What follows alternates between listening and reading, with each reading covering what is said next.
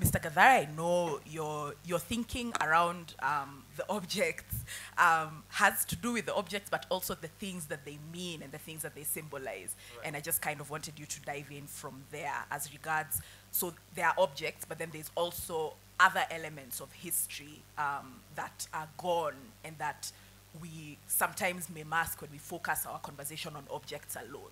And so maybe, and you've written about this, so I wanted you to touch on that a little bit. Okay. I think in a sense, when we talk about objects and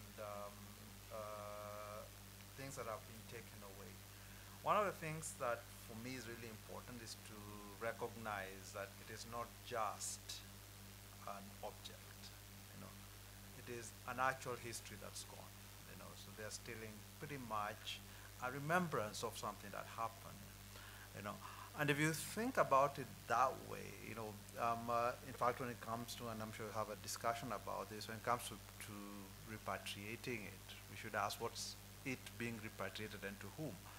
To the societies that it was taken away from, are they still there? And what would they use it for? And that, I would totally agree, it's an us problem, but we really need to figure that out as well, For me, my pet sort of peeve has been archives. They don't have as much of, I think, a gray area as you might have with objects. These are documents, they've got dates, we know where they were taken from, we know who wrote them, it's all on the paper, But lots of them are not here, In the run-up to independence, for pretty much every colonized society and state, you had big bonfires that were being done in the governor's offices of the departing, where it was British, French, etc. They all did it.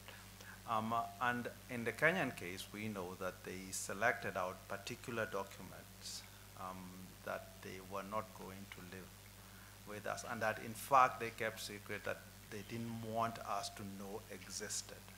We've got instructions, till today, that show that they had passed this out. It was work that was to be only done by Caucasians, by people of European descent. No African was meant to see these documents. And when they took out documents, they actually went to the trouble of having a dummy made that they inserted, so you wouldn't notice that this pile is getting shorter.